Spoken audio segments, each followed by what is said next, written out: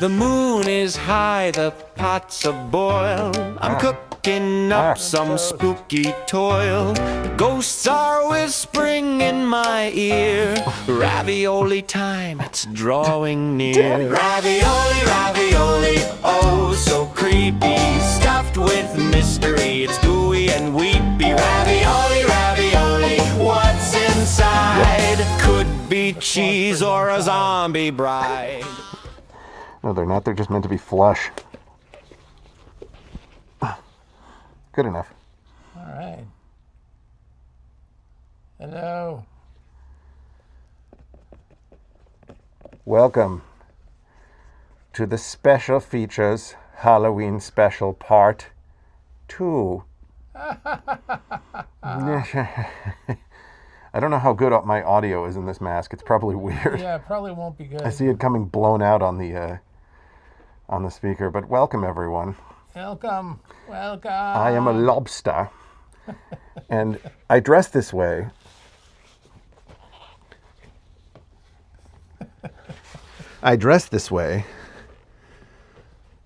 in honor of one of my favorite Yorgos Lanthimos movies, The Lobster. Nice.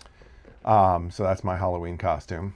Excellent. I thought that everyone would be excited to hear that. We're all set up for Halloween here on the Special Features podcast. What's your costume? I am a zombie from my favorite zombie movie, George Romero's Dawn of the Dead from 1978. I thought your favorite zombie movie was Dead Alive. No. Dead Alive, no. I know, I'm just kidding. I know you don't like that movie. I like Peter Jackson in his Lord of the Rings films, but Dead Alive is not one of my favorite films. But Dawn of the Dead is one of my favorite films. And, Are you asleep? no. you sound very out of it. It's because before we started this, I realized that my recording equipment was out of power and we had to sit around and charge it for a minute. Yeah, so But, we're trying to come out of our comas. At Well, least- my dad's trying to come out of his coma. Yes. But it's appropriate for my makeup, which, See, I can just wear the shrimp head without the hands now because then I'll just be a human body with a shrimp head, Yeah, it looks which is like- arguably more terrifying. well, it looks like a Kolpak. It's kind of perfect.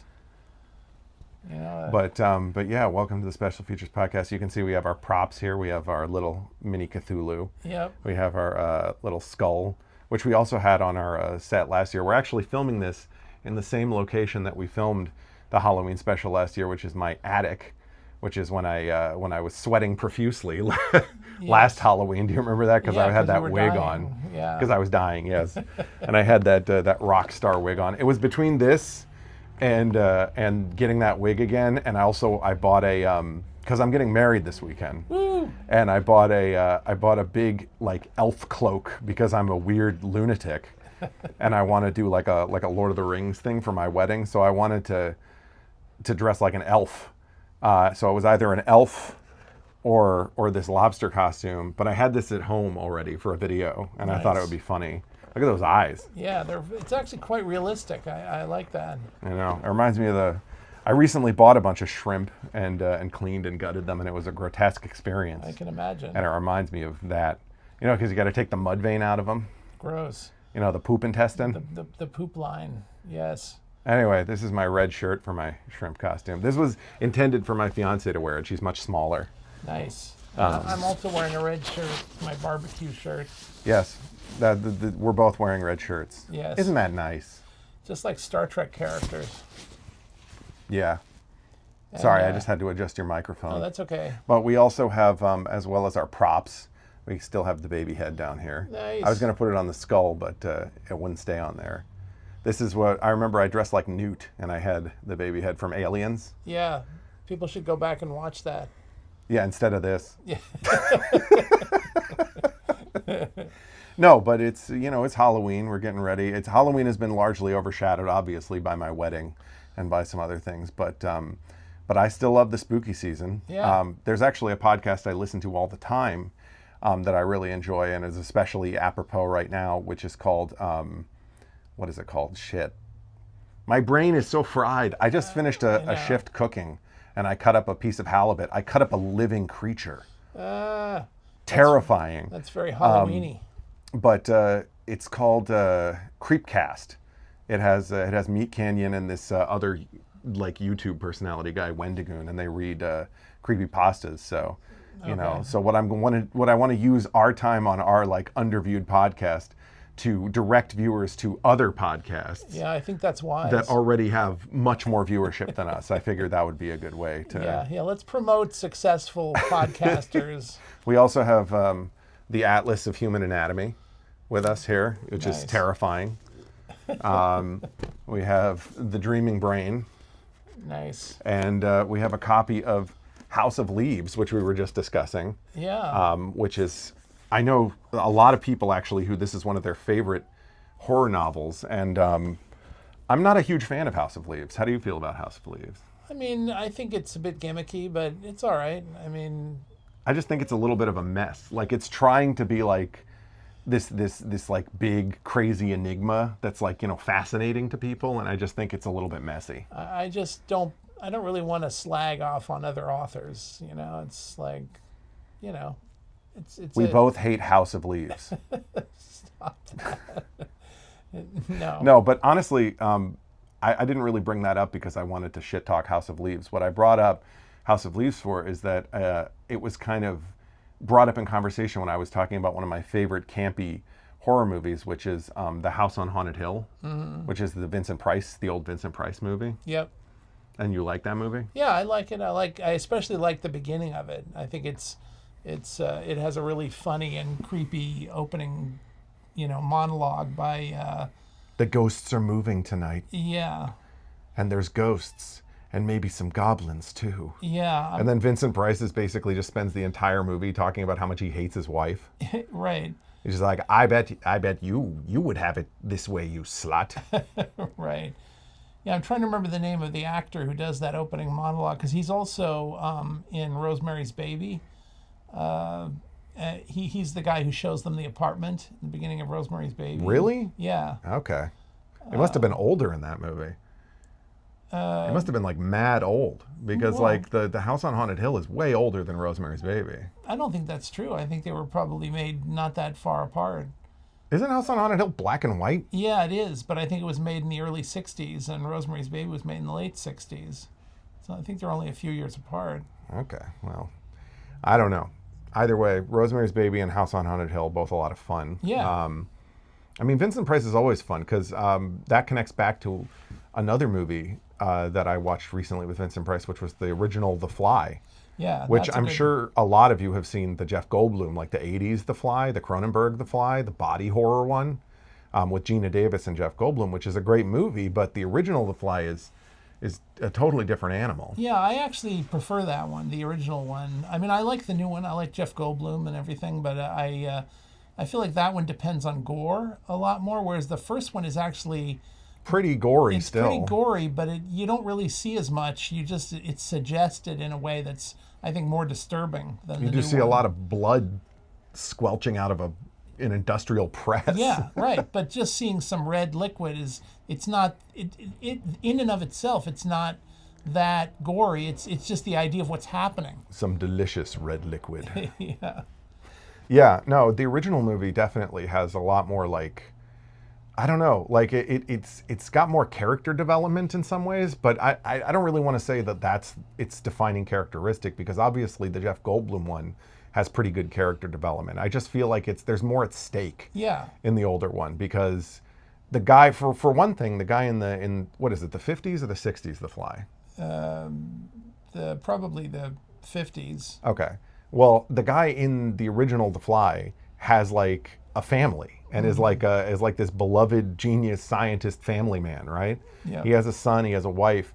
So like, and he has a brother who's played by Vincent Price. Right. And so like when these things happen to him that essentially are the same things that happen in the 80s movie, but it's not, it's much more sudden and much more like intense in a way. I mean, because that's another thing about it that occurs to me, because like, so there, first of all, there's more at stake. You care about the guy, you care about his family, but also like in the 80s movie, the whole fly transformation thing happens like very gradually.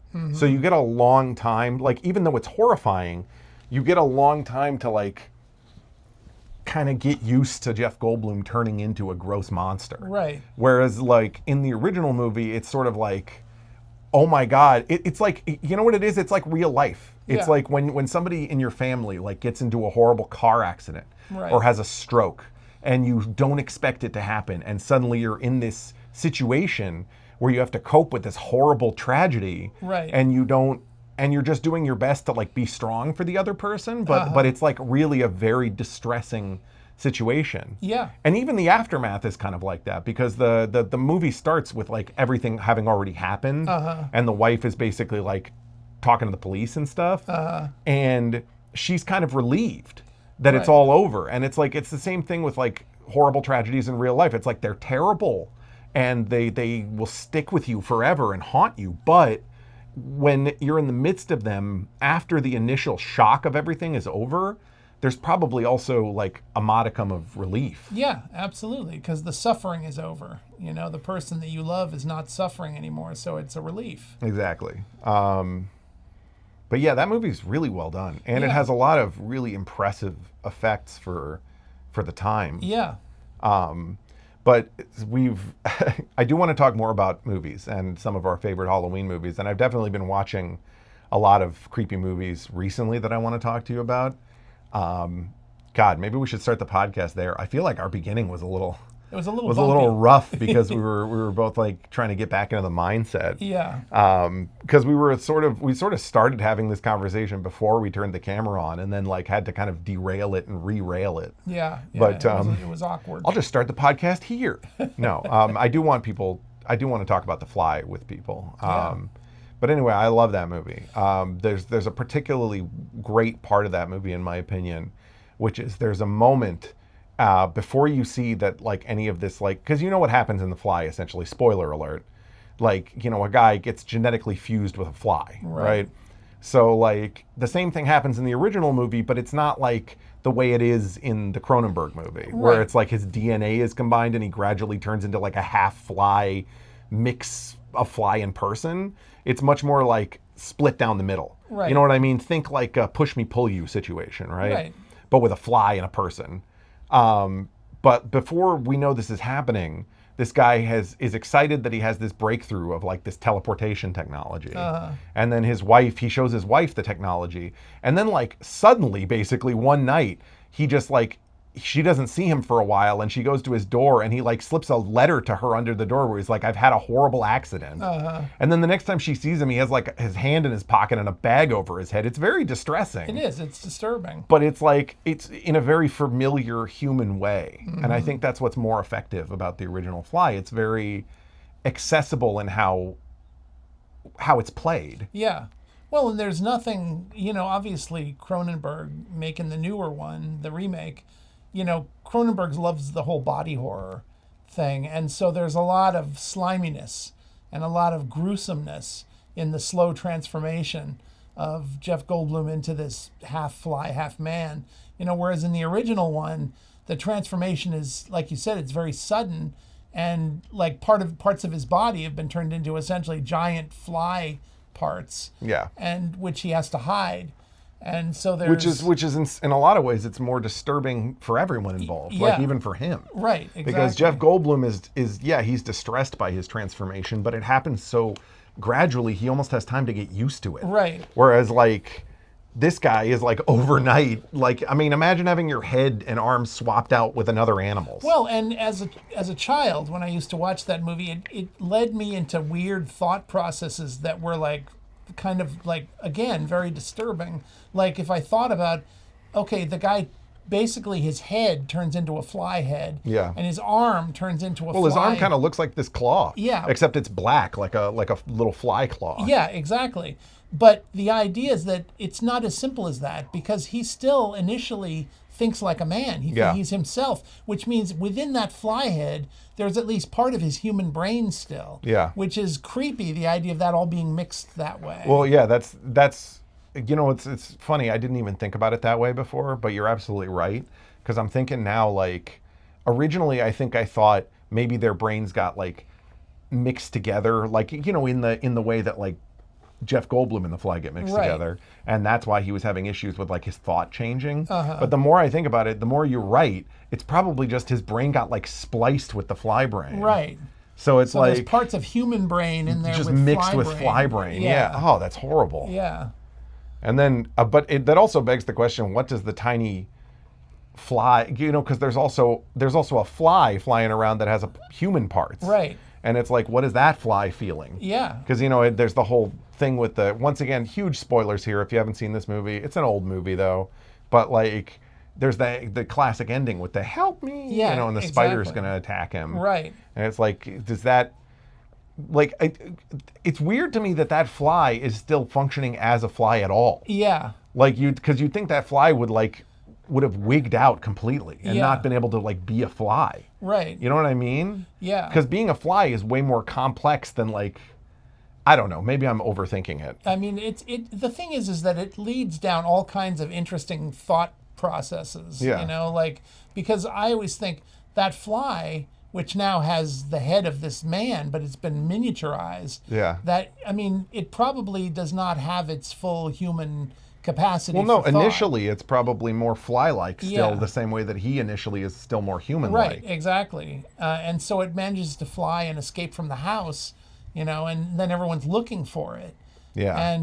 And it's like, you know, obviously ends up in a bad way because it, you know, Because it can't function. it can't function. But I always think that it's tragic because that little fly is probably in a weird way looking for the rest of its human body. Yeah. You know, and Well, and ultimately they both have to suffer the tragedy of like coming to terms with, like, you know, The impossibility. arguably the fly man, the man fly died worse than the fly man. Yeah. Because he got eaten by a spider. Right, exactly. Which Although is, no, he didn't. No, because the police guy crushes him. it with a rock. Yeah. Yeah. So they both died the same way. Yeah. They both died being crushed. Yeah.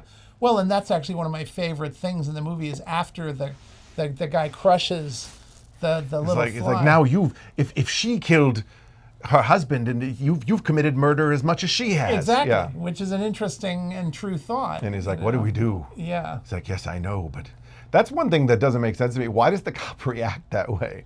I guess out of pure shock, but it's like you're destroying the only proof that this has happened. Sure. And that this technology is possible. Right. But I guess the whole point of that movie is also it has that like 50s mentality of like, man shouldn't play God. Yes. You know, which is why he destroys all of his equipment. And then like, I assume the police officer killed the man fly for the same reason. Right. He's like, people can't know about this. It's like, why? Yeah. In the process of scientific discovery, mistakes happen constantly. Sure. So the idea that the technology shouldn't exist because somebody made a horrifying mistake is ridiculous. Yeah. It's a ridiculous, it's just Puritanism again. Right. It's like that 50s mentality of like, oh my God, it's too terrifying a power for man to have. Well, especially when you consider that, you know, when they were testing early airplanes, a lot of people were killed flying early Yeah. planes and early cars. Well, I mean, I'm just saying, imagine what like 50s people, like 50s science fiction writers would think of AI. Right. They'd just be like, oh my God. Yeah. But they might be right. We I don't mean, know how this they is might gonna be turn right. out. No, Yeah. I know, but you know what I'm saying? Like, Yeah. I think automatically being afraid is foolish. Yeah. Because ultimately, we don't know. Right. I'm going to keep the claw on for the. Yeah, because of the fly thing. I know, but also I just like, I want to have an element of the Halloween costume in case because somebody might click onto this video and like fast forward it and then they would never see. That's right. They might think you went through a matter transporter with a crayfish. Exactly. Call that movie The Shrimp. Yeah. Speaking of which, I always thought The Fly was in a weird way the first Star Trek movie. You know, because that's where the transporter was invented. You know. Yes, it's the beginning of Star Trek. Yeah. They should have had Q take Captain Picard to the past and be like, when transporter technology was beginning, there were many mistakes, Captain. Right. Exactly. Like Captain Picard gets like fused with a snail. Right. And he has to go past Q's challenges as a snail man. Right. This is also sounding like Spiral into Horror, like that yes. Junji Ito series. Right. Yeah, I'm sure many of you know about Spiral into Horror, and if you don't, you should. Yeah. That's a good. It's a horror I hesitate to say manga because I feel like that kind of automatically turns a lot of people off, but it's very good. Yeah, it is. It's a horror manga about spirals, essentially. I was actually watching on, I forget which streaming site, but I was watching. There's a Junji Ito animated series Based on his work, and I was watching. Yeah, I know. some I of watched a those. bunch of those, and they're not very good. Well, there was the one animation it's never as good as a translation. No. Because still drawing, it's easier to put a lot more detail in. Right, but there was one or two that I enjoyed. There was one where, people's heads, like their ghosts, come back as big balloon heads, essentially, with nooses. Yeah, and they try to hang And they try to themselves. hang, or something. It's weird. Yeah, he has some great shorts for sure. That was I read that long before I ever saw that episode. Oh, really? Yeah, Okay. Because it's just one of his short horror manga. Okay. He has collections of like shorts that he's drawn too, and that's one of them. Okay. And it's really good. Yeah. Well, I enjoyed the cartoon. I also like there's one where this family has a curse that's like layers. It's a really weird curse. It's like basically this father digs up this like a lot of Junji Ito's work, it occurs to me, is a lot of the horror is based on like old archaeological finds now that I think about it. Interesting. Which I wonder if that has something to do with his life personally, if he's interested in archaeology or something. Maybe. Anyway, there's this one where like the father of this family digs up like this like, it's hard to explain, like a fossil that looks like it's a person that's like a rushing nesting doll kind of. Okay. It like looks like a bunch of layers of human outlines inside of each other. Okay. And then his daughters, like under their skin, instead they don't have like any internal organs or anything. Like they just, as they age, it's like new layers. Okay. So if you peel off layers, you go back to them when they were younger. The older versions. Right? Right. And then at one point, this mother of these two daughters gets this idea that one of the daughters, like the childhood version of one of the daughters, is like calling out for help beneath the flesh of the older daughter. Okay. And she like, when the daughter gets like sick or gets in a car accident or something and has like part of her face peeled off, which is how they discover all this. Okay. And she's like passed out or something, and the mother like goes and hears the little girl calling from inside of her daughter, and like starts peeling off the layers until she reaches the little girl. But when she does, it's like the little girl's head on this like horrifying, peeled, emaciated, spindly little body.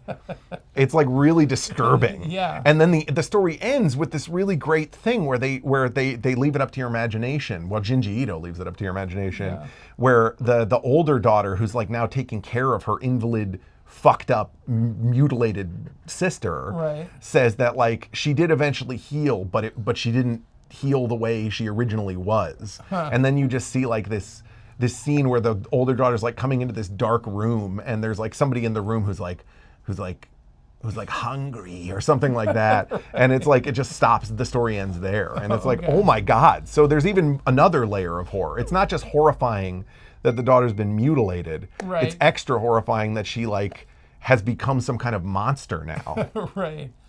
Well, he's good at that. I mean, he has these nightmare scenarios that I think he kind of understands the weird dream logic Yeah. that people have, when they. That's what it is. It's like, it's just, reading his stuff is like having a scary dream. Yeah. But if you were interested in that short, just look up like Junji Ito layers, and I'm sure you'll find it. That, and I mean, I don't want to talk too long about his various things because there's so much. Yeah. He has such a huge body of work. Yeah. That going through all of it we could just literally do an episode just talking about Junji Ito. Sure. But now, since it's the Halloween episode, I did want to discuss the dark history within us all. Absolutely. I wanted to discuss, I wanted to talk a little bit about, and I think this is a common, stop it. I think this is a common experience that we can all share, which is that sometimes when you're a kid, you get freaked out or scared of things that don't make a lot of sense as an adult, because obviously like you're open to anything. Like when you're a kid, the world almost seems like impossible. Like it seems like anything could happen, really. Sure. So as a result, you're scared of a lot of things that don't exist or make sense, right? Yeah. And there's still a lot of adults that are scared of things that don't make sense to me. Yeah. Like I know there's a lot of people that I remember. Actually, this is funny because this kind of connects to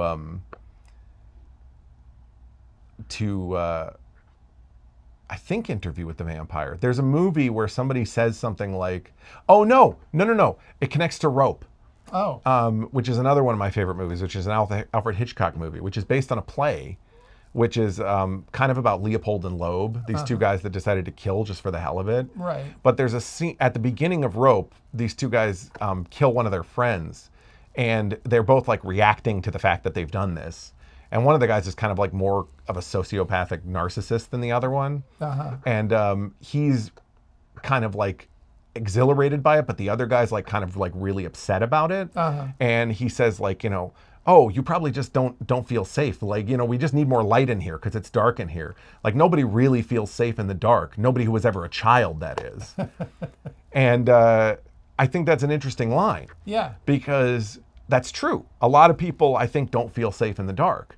And that has never made sense to me. No. Because it did when I was a kid. Like, I would do all the classic kid things, run up from the basement, like friggin', walk faster at night. Cause and I'll still have moments of paranoia, but like for the most part, I feel totally safe in the dark unless I'm in like a place where I think there's someone that can hurt me or an animal that can hurt me.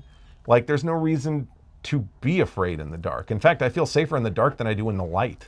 Yeah. Because the night just feels calmer, That's right. The night is it's kind of enfolding and protecting.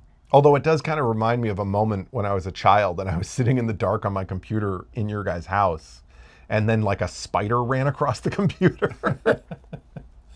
Oh, that's so that was a sort of alarming moment. Yeah, that sounds like a scene in a horror movie. It was a very small house spider. Yeah.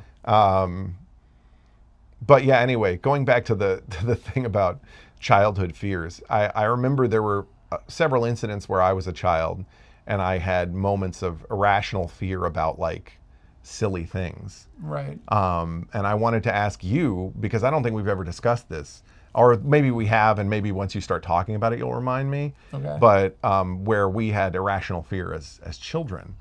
And do you care if I start? No, go for it. So what I wanted to talk about a little bit, first of all, is, and I think this is probably a very common experience for a lot of children, where they will be in bed and listening to their parents up and about and such. Yep. But I remember the more common of the two things I want to talk about was that I remember as a toddler being in my bedroom when we were like, I don't know, overseas or something, in Okinawa or something. Okay. I grew up partially overseas. My mom was a civilian contractor teacher.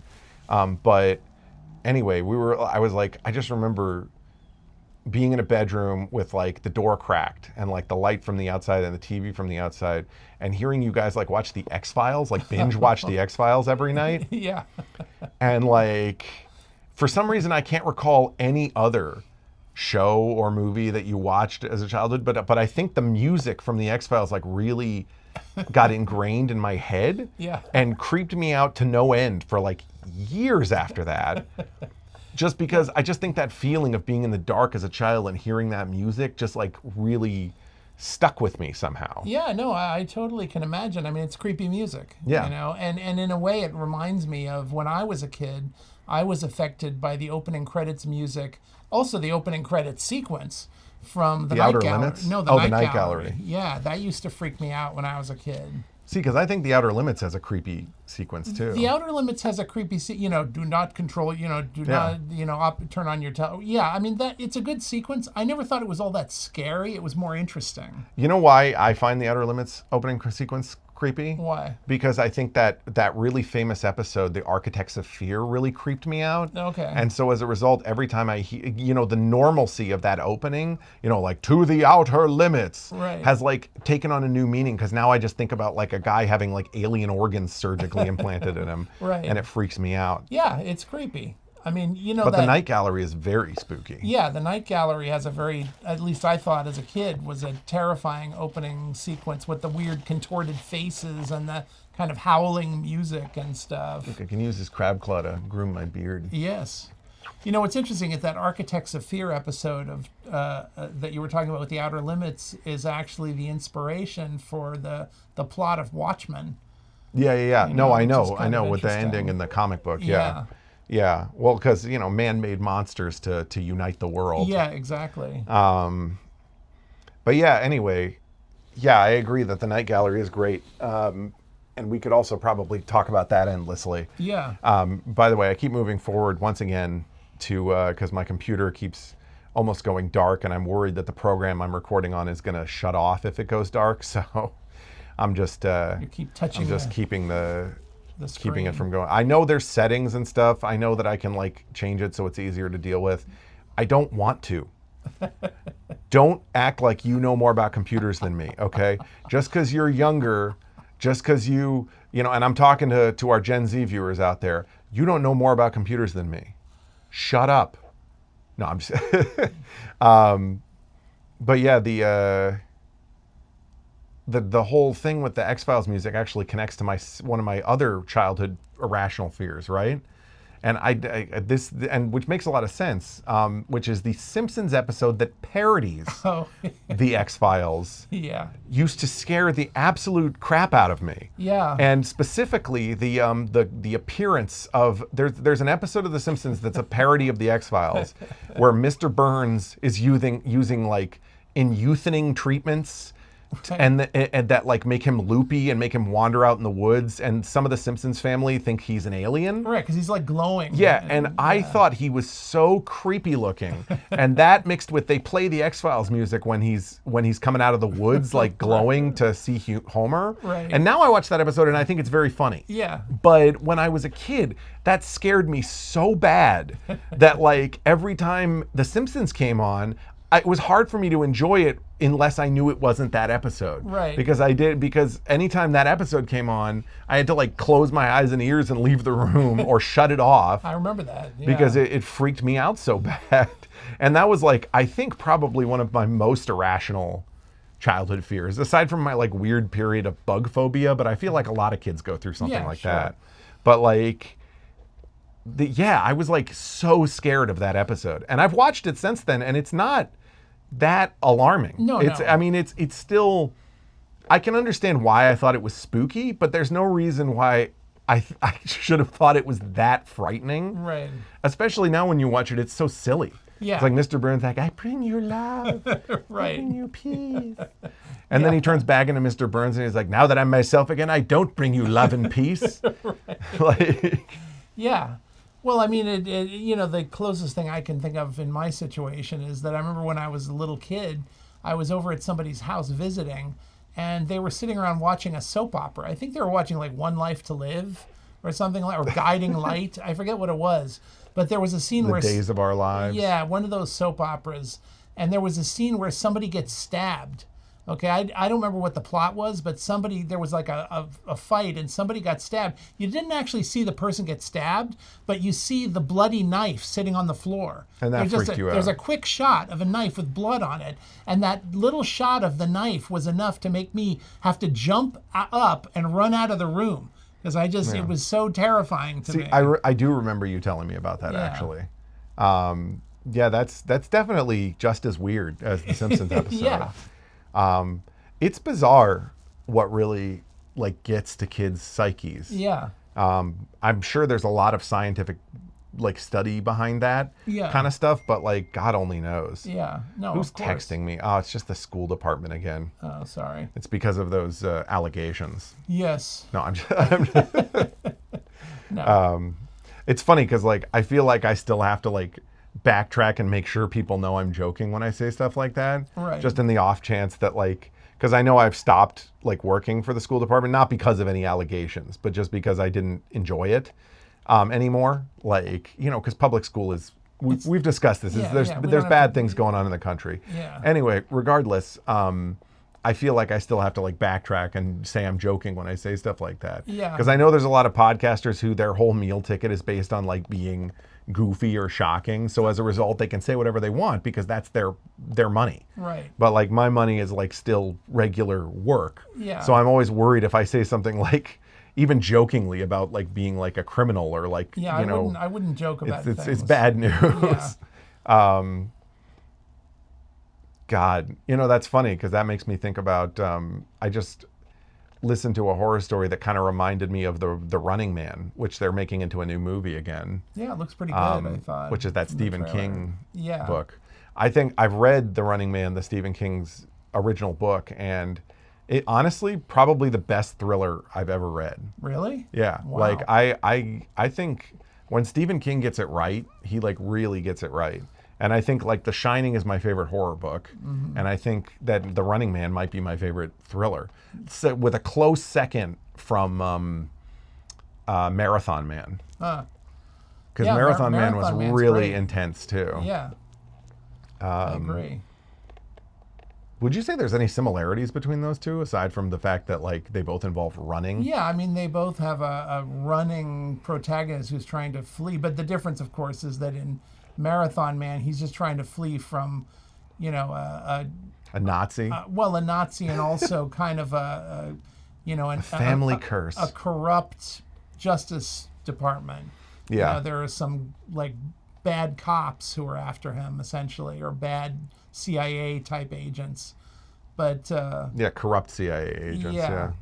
but in the Running Man, it's really the whole country that's after him, because he's part of that contest where, you know, he has to like keep from being caught in order to survive.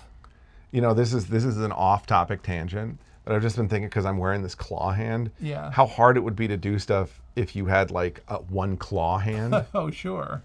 Like, I mean, you could like if you had your other hand, I guess you'd probably be okay. But what if you just had one claw hand? Yeah. Like, you know, you'd like wash your hair. It'd be like hard, like a hard shell. Well, I mean, You know, not it's- to mention simpler things like, you know, cooking or masturbating. Well, but artificial hands, you know, in the past were like that. They were just essentially a grasping claw. No, I know, but I'm talking about like a giant-sized, fully like equivalent strength lobster claw.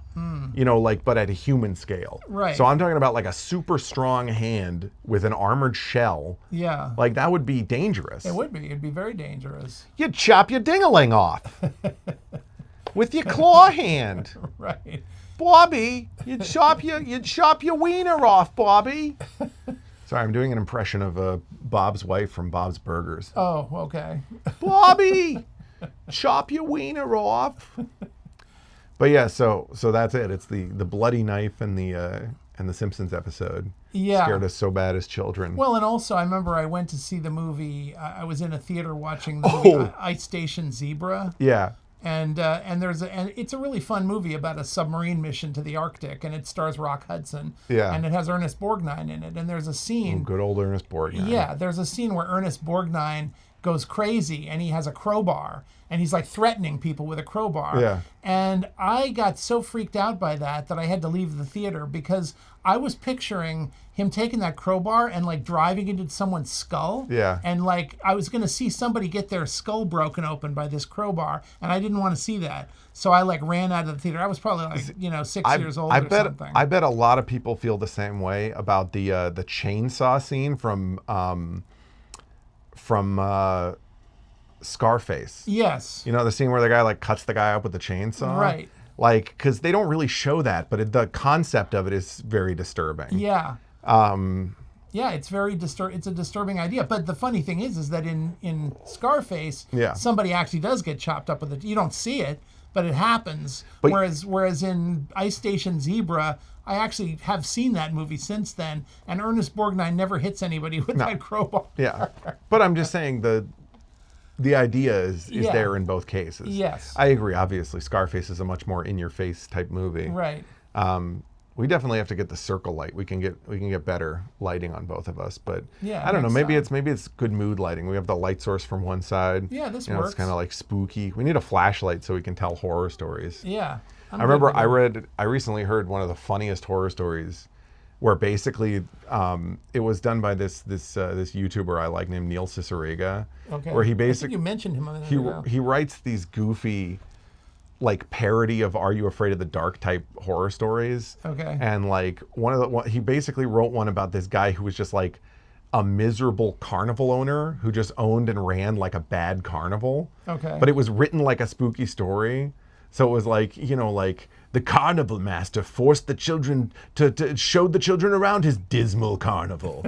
Like a teacups that didn't spin, a roller coaster that sucked. Like, it just was very basically just a description of a miserable guy running a bad carnival, played as like a horror situation. That's like these funny. kids go to this like abandoned carnival, but it's like it's just bad. It's just a Right. boring bad experience. Yeah.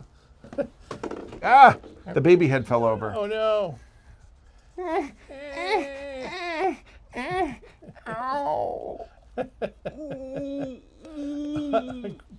Just don't choke on it. I remember as a kid, I went to a traveling carnival once, and there was very few people there, and it was very low budget. And I went to the fun house, and I bought a ticket, and I went in. I was the only person going in. And as I walked through this funhouse corridor, like this plywood corridor, I kept feeling like things brushing on me and stuff Yeah. like that.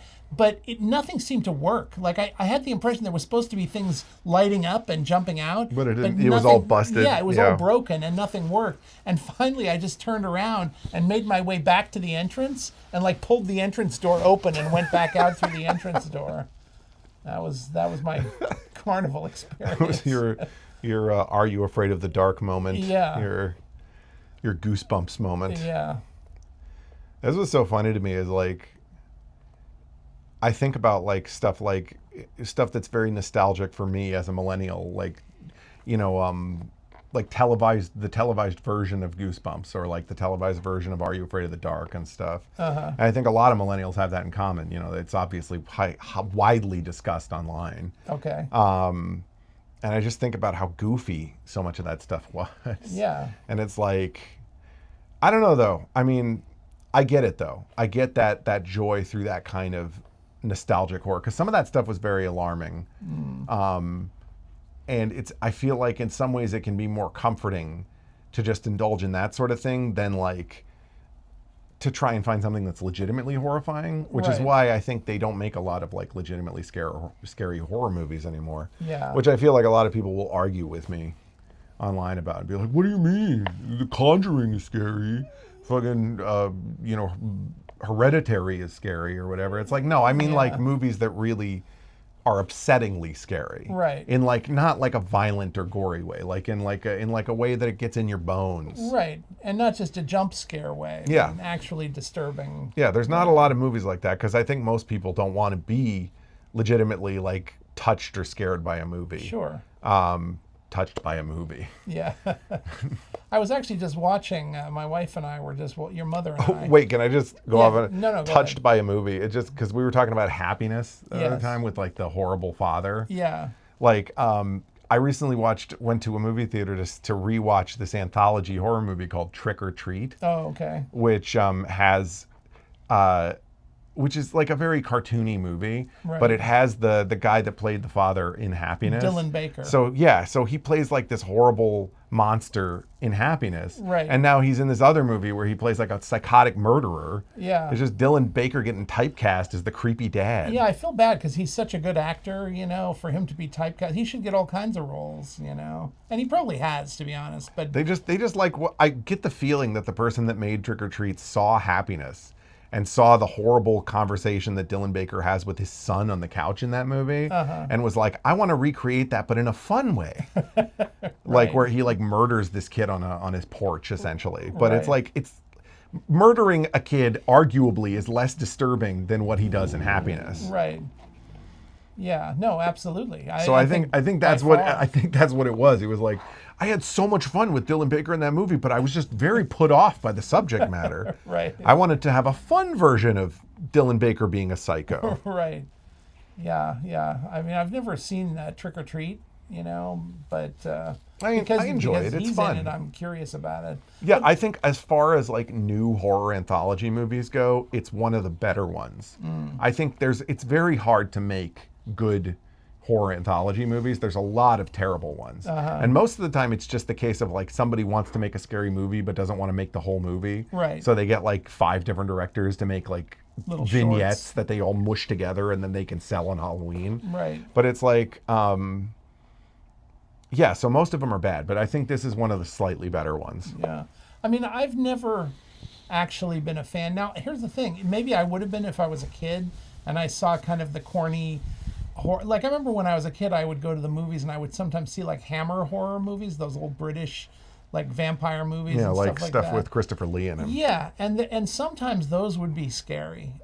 Some of those are goofily bad though. Yeah, well- like that. Like there's a movie called like Werewolf 2 or something that Christopher Lee is in where he wears like, there's this famous shot of him like wearing these like 80s plastic sunglasses that look very goofy. Yeah.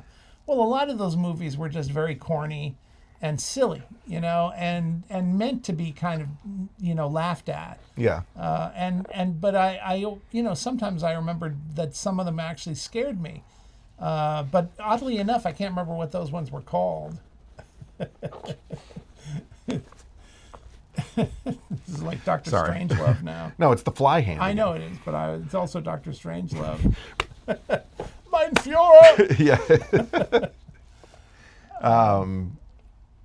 Sorry, but Hammer horror movies? Yeah. I mean, I would see those in the theater sometimes, you know.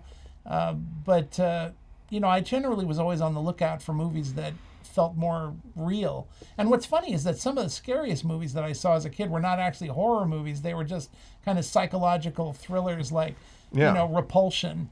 Well, with one of Catherine the movies that Deneuve or- originally had a powerful impact on me is not overtly a horror movie at all, which is the Mothman Prophecies. Yeah, right. That's a good example. And that's a movie that's largely disliked, which I Yeah. think is weird. Yeah. But it's like the people that like the Mothman mythos hate that movie because they feel like it didn't do it justice.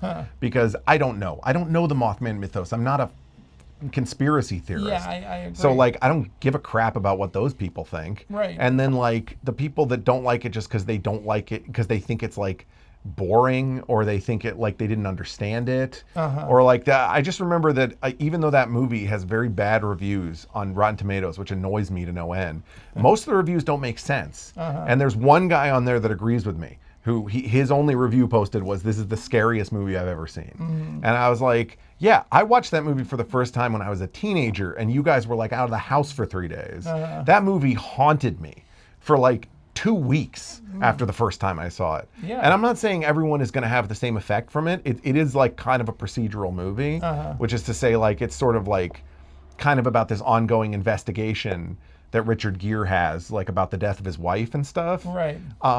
But I found it very haunting and well executed. Yeah, I really enjoyed that movie. Like I feel like that movie succeeds in the way that I don't feel like House of Leaves does. Yeah. Which we don't have to I don't want to talk too intensely about House of Leaves. Look, if you like House of Leaves, I haven't actually read House of Leaves. Let me just say that. So this is me making judgment calls on a book I haven't read. I just know about and I've like read about. I will read House of Leaves, and if I'm wrong, I will come back and I will discuss it in depth. Yeah, just I don't. And I will force you to talk about all of the discrepancies and problems with it. No, I'm just Yeah, I'm kidding. I don't- But I'm not going to come back and discuss it. But I will read it so that I can, have a real opinion on it. Okay. Anyway, regardless. And I also didn't like Christopher Nolan's Batman movies. No. Yeah, let's just talk about all the things I hate. Yeah. That is definitely a hole that's easy to get dragged into is, talking, because I've seen so much, read so many books and seen so many movies. It's like, you can get to a place where it's like, you start talking about the things you dislike about certain things. Right. But if you do that too much, it rubs people the wrong way. Well, and not only that, the issue that I have with it is that I don't really like promoting things I didn't like, just because even if you're talking bad, People will still look into it. Yeah. and it's like, what's the point? I want to promote things I love. You're right. And there's not that much of that. Let me just come up with a list of of all of the things I dislike so that people can look them up and enjoy them. Yeah, exactly. It's like, let's see, House of Leaves, All It, right, stop. Jesus. Chuck Norris. Yes. All right. Yeah. No. I'm sorry. I just also slightly enjoy torturing you, and that artistically. Yeah. Well, I can tell. Is that fun for our viewers to watch the middle-aged son torture his father? Yeah. Like It probably is. by bringing up things that he knows are artistically upsetting to him. Yeah. Yeah. Let's not do too much of that. Well, if you don't play along, it makes it depressing. You just sit there like you're sad. But It's like, oh, That's how I especially feel. in your zombie makeup. It's like, I'm sad, zombie dad. yes. Well, it does make me sad because there's too little good things in life. You know, life is full of boring, terrible stuff, and it's like, you know, I just want to focus on the good things. Like The Fly. Like The Fly, exactly. You know, what's one thing that's funny about The Fly is that when I was a kid, I feel like I look really fat in this shot. I I look like Nikado Avocado before he lost his weight. Just Maybe. like a fat guy in a red shirt. well, you know, we're both a couple of fat guys in red shirts. Fat guys in red. That's what we should change the name of this podcast to. Yes, Fat guys in red shirts. there you go. We'd probably get more attention if we did. Maybe. Anyway, I was just going to say that My hand is getting sweaty. the star of The Fly he was an actor who I knew when I was a kid because he was in Voyage to the Bottom of the Sea, and his name was David Hedison.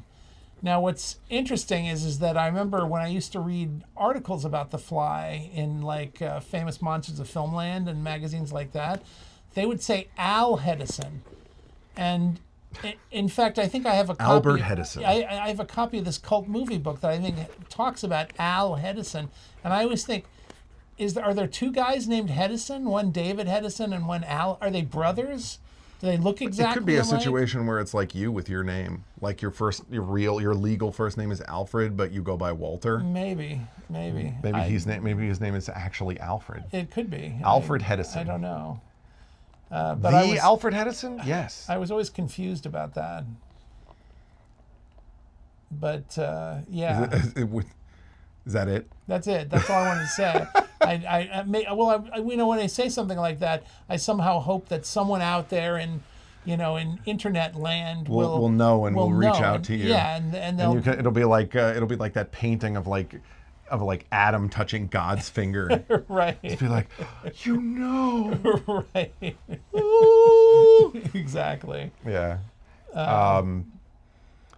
But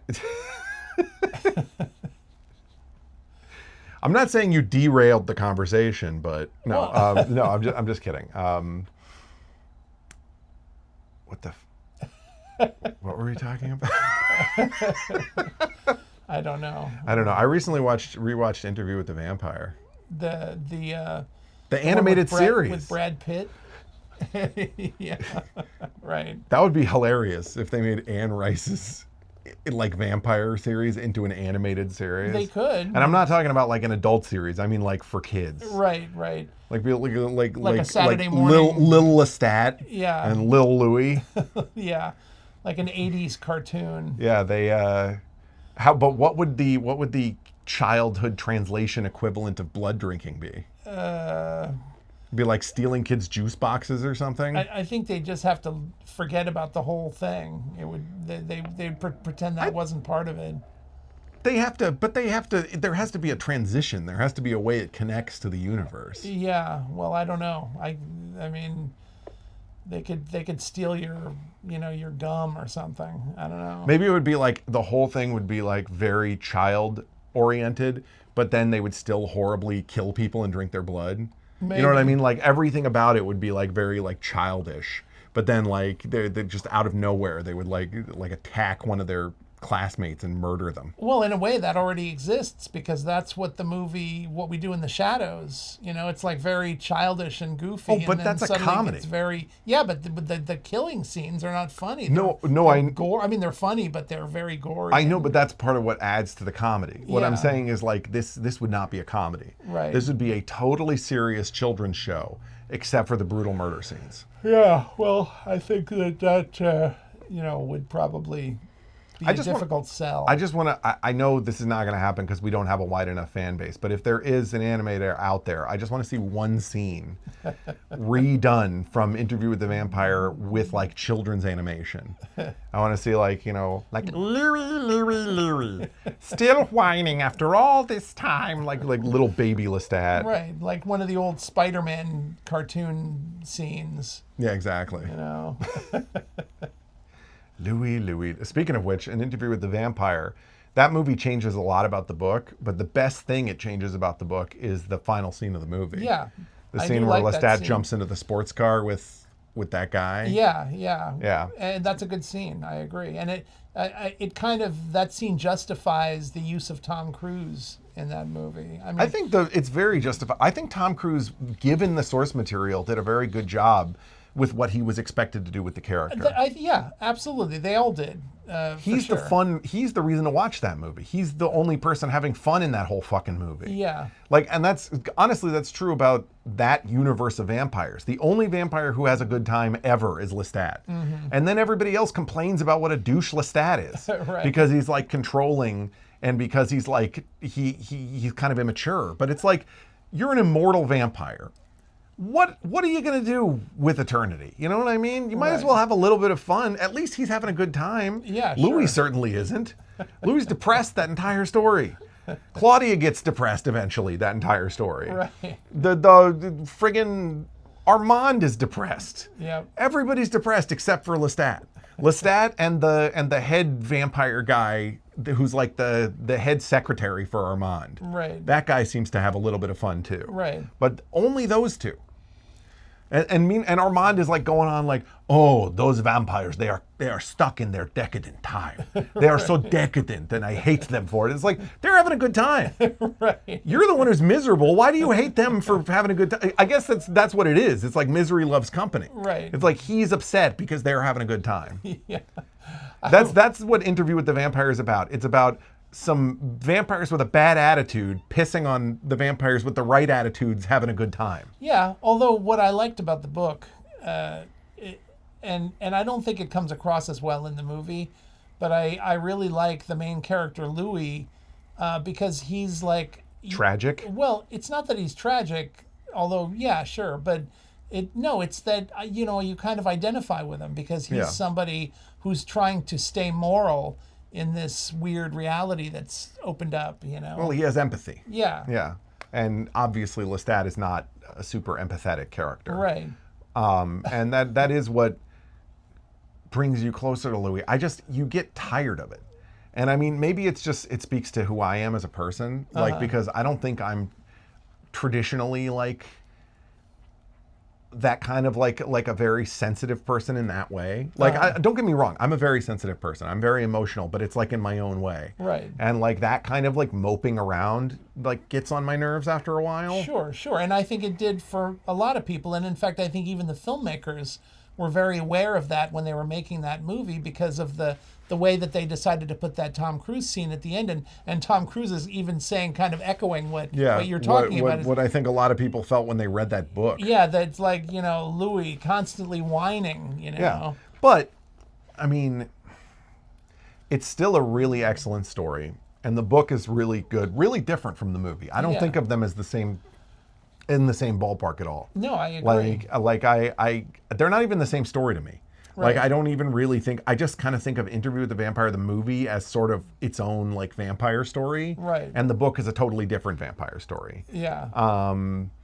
But Anne Rice wrote that book like right after the death of her husband and her daughter. Her daughter, not her husband, but her daughter. So it wasn't also her partner? It was No. just her kid? Yeah. Okay. So obviously there's going to be moping because something horrible happened to her and she was trying to write about that experience. Absolutely.